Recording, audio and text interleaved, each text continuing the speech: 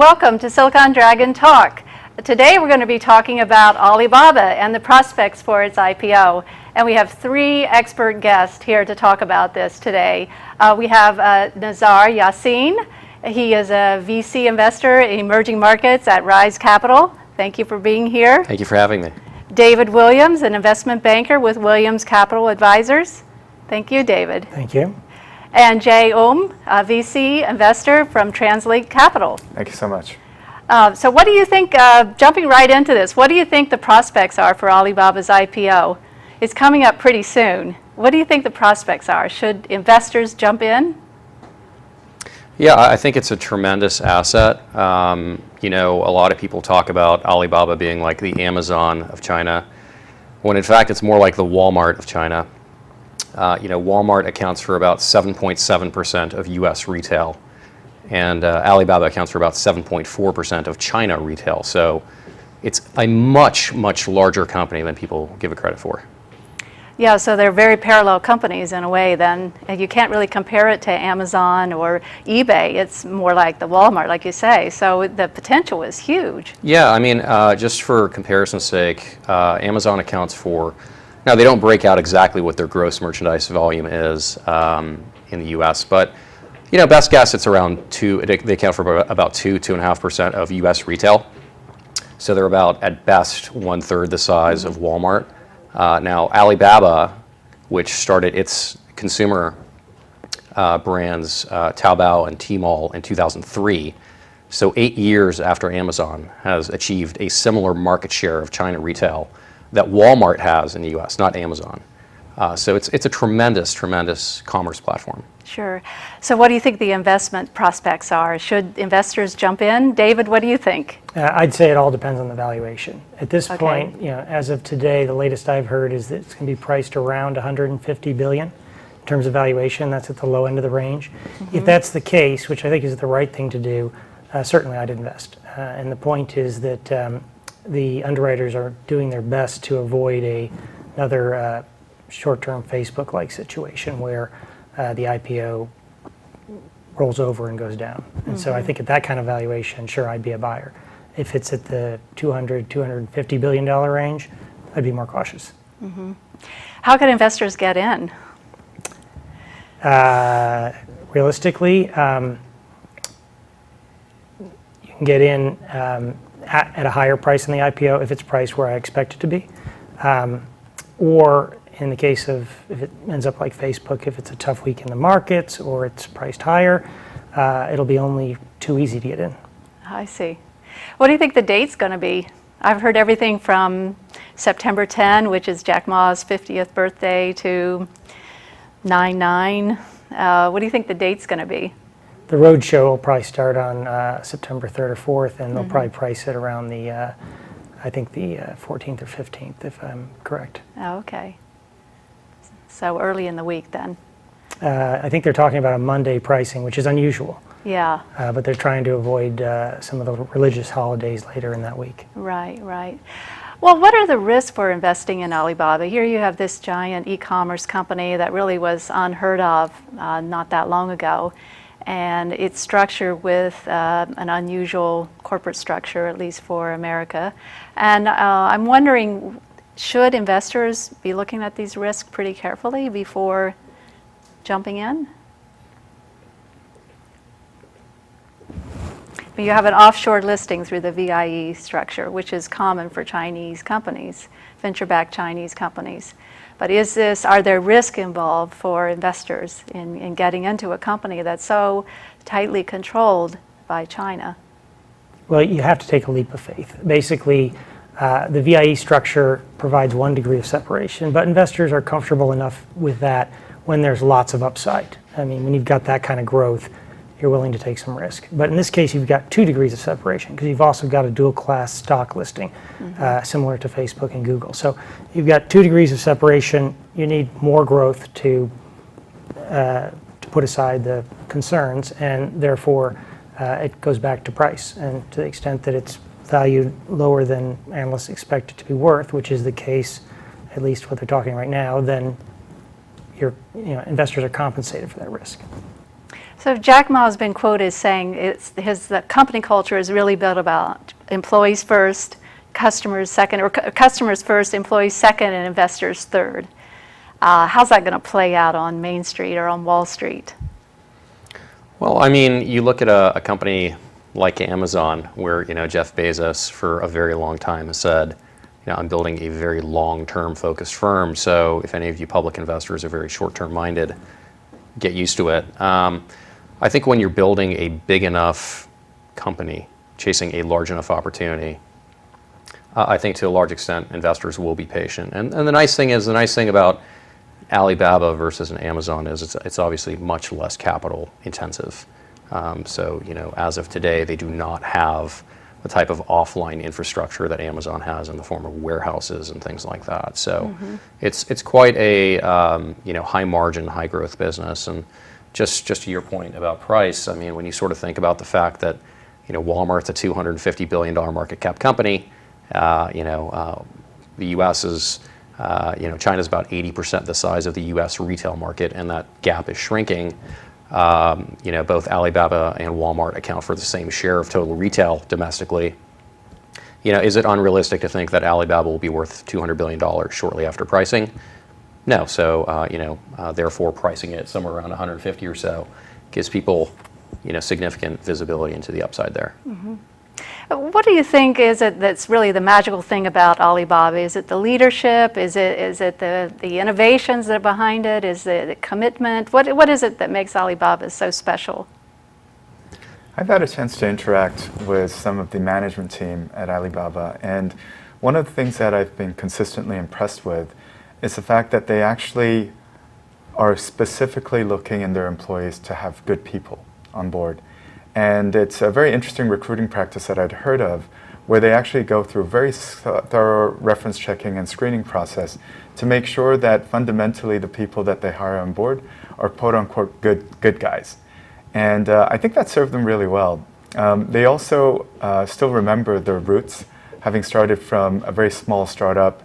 I, in fact, remember in my first venture firm at Vertex Management back in 1999 that Jack Ma came to pitch to us in our Silicon Valley office. And even at the time, he was obviously starting out very early, but had obviously high aspirations, but very modest in his approach as well. And obviously that served him well.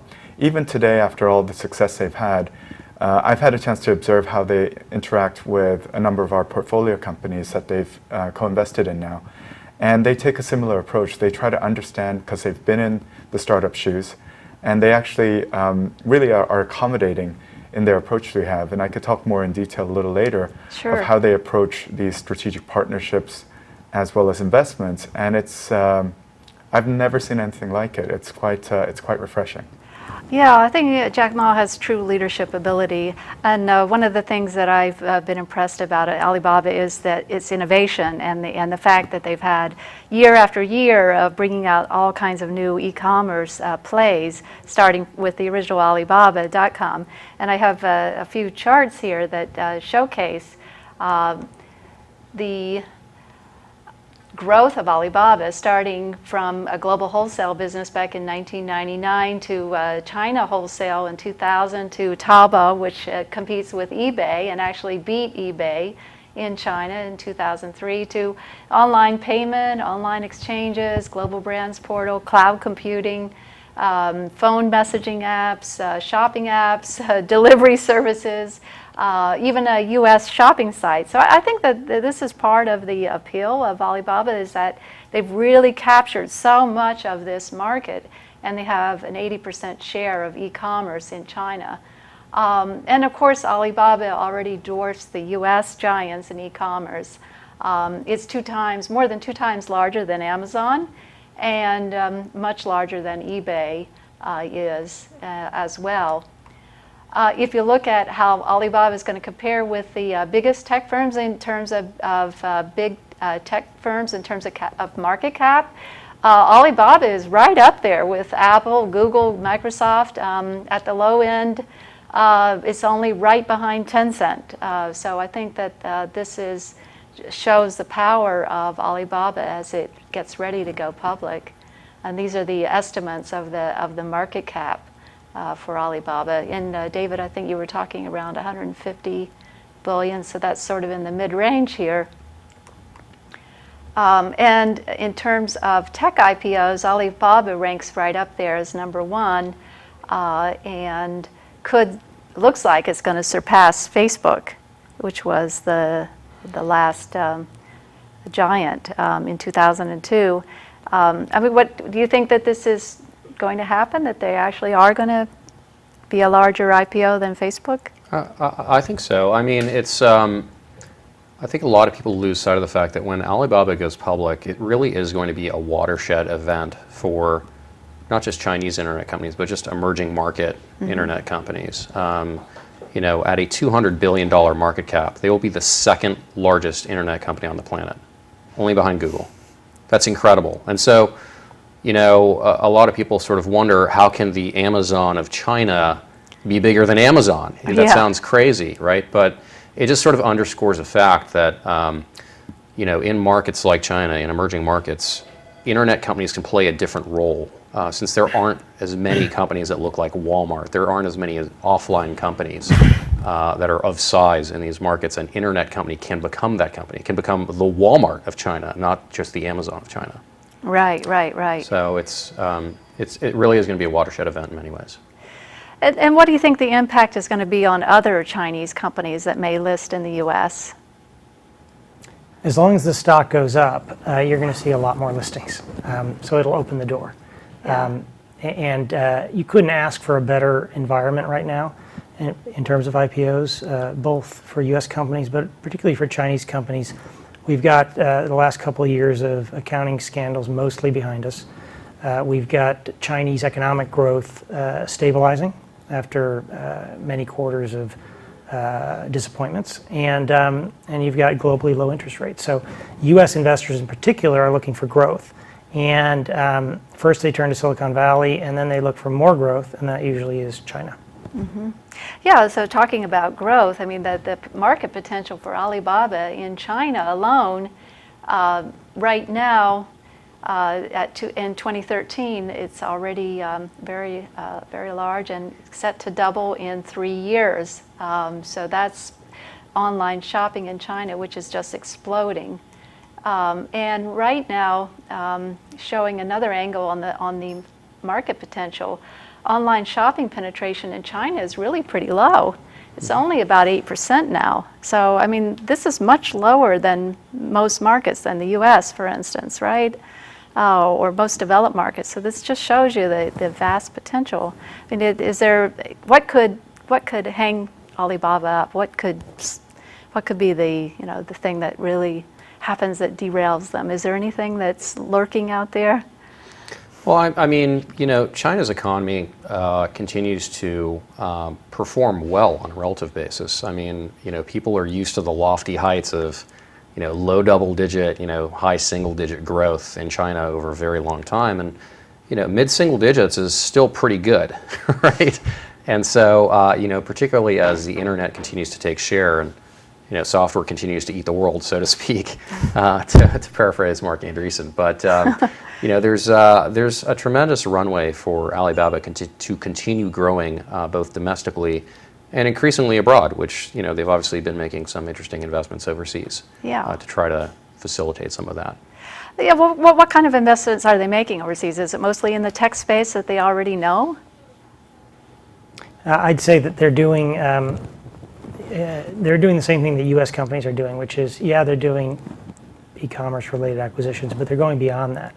Just as Amazon has moved beyond books and other e-commerce and now into AWS, et cetera. So I'd say anything that's even tangentially related where they could have an edge, they're going this direction, just as Amazon is looking to go that direction. And it's increasingly global, the business. And you've seen Baidu move into Brazil. And I think the Chinese companies have an advantage in that in their home court, they're somewhat protected due to regulations, but also due to the quirks of the local market. Less so the case here in the U.S. for the American companies like Amazon. So I think the Chinese companies can build on the stability of the markets they're in China to make acquisitions over here. Yeah. 100% agree. And so right now, only a small percentage of Alibaba's overall revenues are outside China. And I mean, what do you think this is going to be in 5 years? They've already made, I think, David, you had some statistics here that show that Alibaba's already made 9 deals in a pretty short period of time, and much more than we've seen from other China companies overall. What percentage of, is Alibaba going to really become an international company? Is it going to have a huge impact here in the US market? Well, as of 2013, I think their non-China consumer retail business was something like 16% of total revenues, and that'll certainly go up. But let's not lose sight of the fact that their core China retail business is still growing at like 40% per year. 40% of a big number is a big number.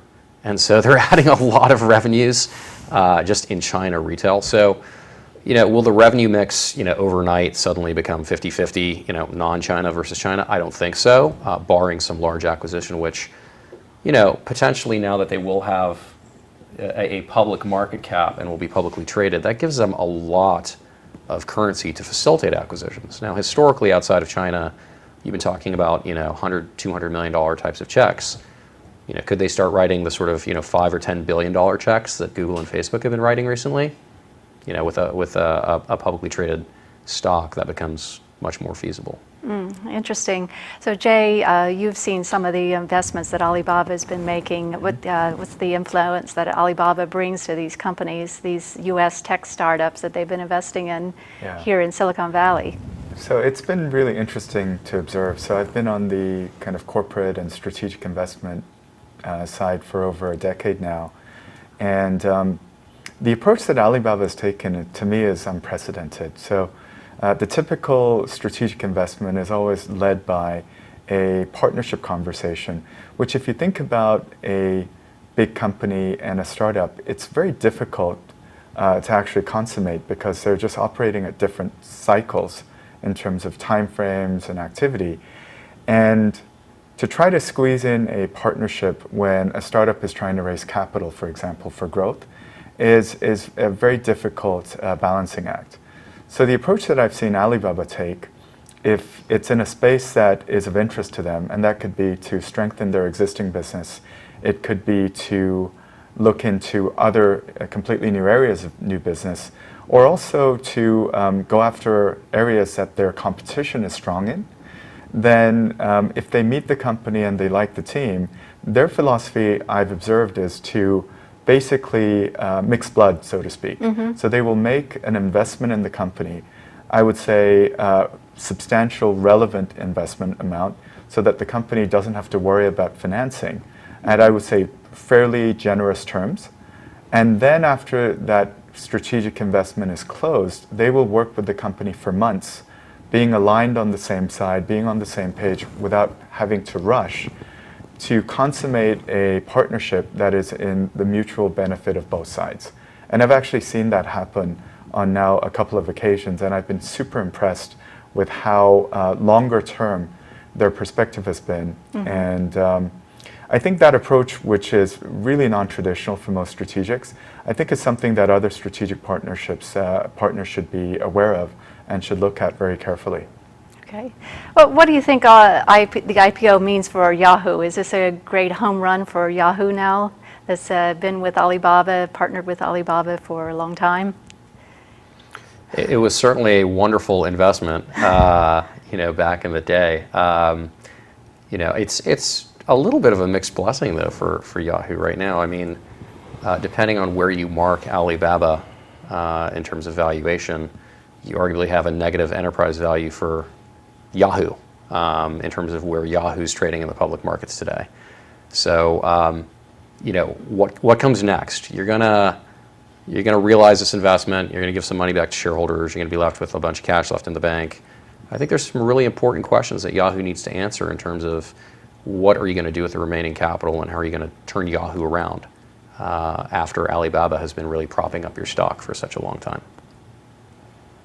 So you expect them to make some major acquisitions as well, or rethink their entire business, or? They need to do something. I'm not sure what it's going to be, but they need to do something.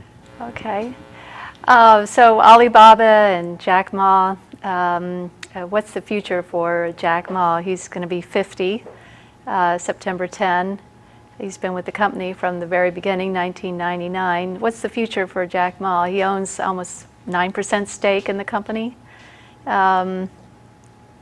What's next for him? It's hard to see him walking away, right? Yeah, so he's going to maintain tight control, you think? In most cases, in China, that's what we've seen, right? Yeah. A handful of individuals have spent more leisure time, but the majority of them just keep doubling down, Keep going going. into more businesses. Yeah.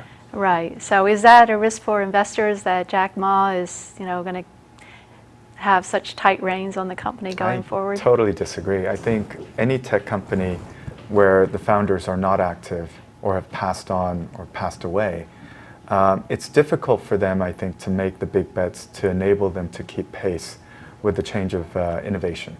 And so the fact that Jack Ma is going to be involved, is going to be very actively, tightly controlling the company, although quite frankly, from what I hear, he's not even tightly controlling the company even today. In fact, for the past several years, he's given a lot of delegation and room to his management team to maneuver. But he'll be in the background. My understanding is for major transactions or major partnerships, he is heavily involved. And I think the fact that he will be involved enables Alibaba to continue the success that they've had. I would actually be worried if he wasn't around. Oh, okay. Well, they have a management partnership structure which gives a lot of the board appointment control to this management partnership. That's rather unusual, right? So that's a very US-centric way to think about corporate governance. And in a certain way, I understand where that's coming from. But if you look at the success of Alibaba or other companies, especially out of Asia, beyond just China, in Japan, in Korea, Taiwan, that we're very familiar with, a lot of the success has been driven by founders that act as patriarchs of the organization, that make those major decisions, are not afraid to make big bets when they need to. And quite frankly, even in the US, I would argue that what Mark Zuckerberg is doing at Facebook, or Jeff Bezos is doing at Amazon, those are the type of game-changing, big picture deals and innovations that I think enable tech companies in particular to keep pace. So Jack Ma has said that Alibaba is going to be around 102 years, spanning 3 centuries. Any doubts about that? That one, I don't know. That one might be hard to predict because the pace of innovation and whatnot. Who's to say that there won't be a Alibaba killer in the next 10 years that emerges and eats up their business, as Alibaba's ate up the business for other internet companies as well as traditional retail? We're still in the pretty early innings of the internet story as a whole, I would say. I mean, look back at another communication medium like cable TV. Cable companies are still growing. It's been 50 or 60 years. And so a lot has happened in the cable industry over those 50 or 60 years. But the internet, we're 15 years into the internet in China, really. 20 or so years globally. And so it's early innings. Could they stick around for 102 years? Sure. My guess is they'll look pretty different 7 years from now than they'll look today. The odds are better now than they used to be. When I first moved out there, most of these companies didn't even have licenses yet. So the odds have improved. Okay, well, let's leave it at that then. 102 years, 3 centuries. Who can argue with that? But thank you very much for joining us today, and look forward to the next show. Thank you. Thank you. Thanks.